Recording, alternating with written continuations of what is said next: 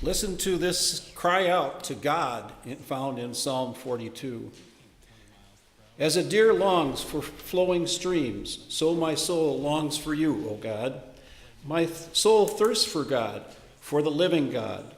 When shall I come and behold the face of God? My tears have been my food day and night. Well, everyone says to me continually, where is your God? These things I remember as I pour out my soul. How I went with the throng and led them in procession to the house of God, with glad shouts of song and songs of thanksgiving, a multitude keeping festival. Why are you cast down, O my soul? Why are you disquieted within me?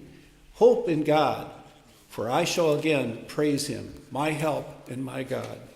My soul is cast down within me, therefore I remember you, from the land of Jordan and of Hermon and from Mount Mizar.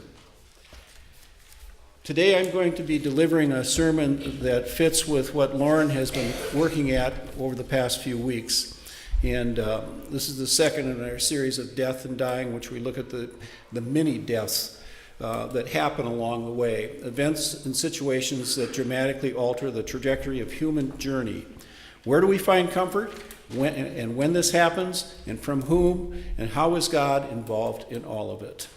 Lauren said this is a sermon that she enjoyed putting together. She said even a one-armed guy like me can deliver it today. So she starts out with a story about her son Zach, and I'm going to add another one because Patty is attending a baccalaureate service today, so I'm going to pick on her with my own story too. This is Lauren's story to start with, though. When her son was young, she used to take him to what was called Camp Snoopy. Now it's at the Mall of America, and now it's called Nickelodeon University.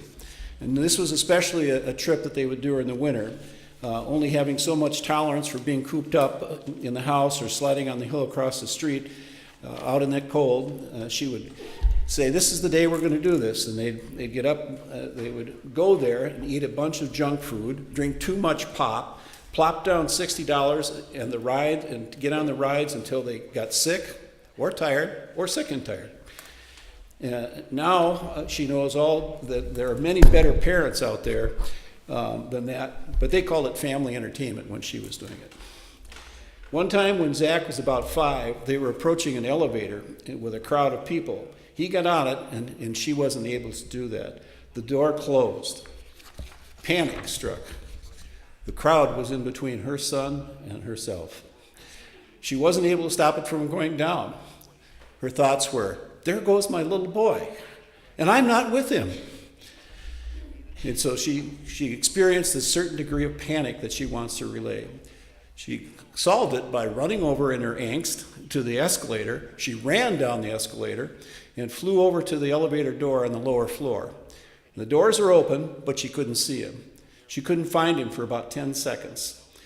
And that might have been the longest 10 seconds of her life. She finally found him, and he was crying. And he looked with a worried look at her and said, I lost you. I couldn't find you. How many times have we been in a situation like that with our own families? Well, Patty was going to help out with a youth fellowship activity years ago. And my middle son, Joe, was probably about 6 years old, and he was tagging along. And he wasn't really excited about going on this Sunday afternoon hayride event, but there was going to be a hayride that Rice Anderson had supplied a wagon for, a hay rack, and they had to get on that and take off, and they had plenty of kids to do it and a couple of parents to chaperone. Well, she was about 15 minutes into the hayride when she looked around, and she couldn't see her son, Joe. Well, Joe was kind of pouting that day, and he had crawled in the back seat of our family truckster, a traditional station wagon at the time, and he proceeded to just nod out for a while, and he was taking a nap. So for 2 hours, Patty was riding on the hayride, trying to enjoy it, but the whole time thinking about her 5 or 6 year old son sitting in the back of a station wagon with nobody else around at the parking lot of the Federated Church. And so what she went through and all the emotions that she had were a pretty good story afterward. I don't know if she really wanted me to tell you this story, but she's not here to defend herself anyway. So you can bring it up to her when you see her again. But all turned out well. But that element of panic, that moment when you're not really sure, was what we're going to talk about. How many times have you felt like Zach or Patty, overwhelmed by life circumstances, feeling lost and confused, not sure where to turn? We feel abandoned. We start to sink into despair. Friends and family leave us. In response to some kind of personal hardship or tragedy, the world seems to collapse around us. Or we feel persecuted at the office, at school, at home. We feel like people are attacking us or ridiculing us, or we can't seem to recover from an illness. Or we are mired in those situations, some situations, and don't have much of a clue as to the way out. Or we lose a loved one and we feel an emptiness or a void without them. It happens to everyone at various times in different ways. Yet knowing this doesn't really help when we're going through it, does it? We're all in a wilderness experience. A part of us is gone, that loved one, our sense of safety, the secure and comfortable situation, our good health. It's not the end of the world, but it's kind of mini-death experiences that we're going to talk about. Today we're picking up on the sermon series titled From Here to Eternity that Pastor Lauren began just a few weeks ago. It's about death and dying and how it profoundly shapes how we are to live. 3 weeks ago, Pastor Lauren talked about the afterlife. Next week, she'll talk about facing about our own mortality. This week, I want to concentrate on those mini-deaths that happen as we go through life. Those events that throw a wrench into our plans. Those events that turn our lives upside down.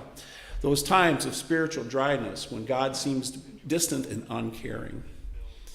This is a place where Psalms 42 and 43 were written. It was written by a godly person going through the time of great despair during the time of King David. We don't know exactly what happened, but we do know it was a painful and life-altering experience. He writes, "As the deer longs for flowing streams, so longs my soul for you, O God. My soul thirsts for God and for the living God, but my tears have been my food both day and night. People say to me continually, 'Where is your God?'"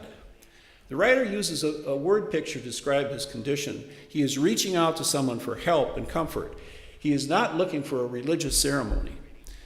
He is not looking for Bible verses. He wants the very real and comforting presence of someone or something out there.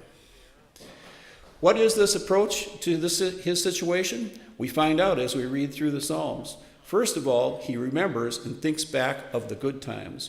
Rather than focus on the present low times, he forces himself to think back to those high times. Times when, among other things, he felt God was right there with him. I remember how we used to go to the house of God with thanksgiving. What else does he do?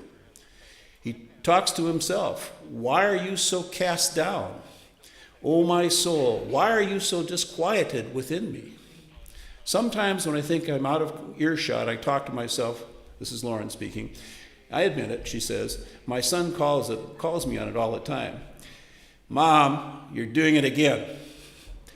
I saw your lips moving. I just tell him I'm continuing practicing my preaching, but I'm really pondering things out loud and muttering a little bit of it.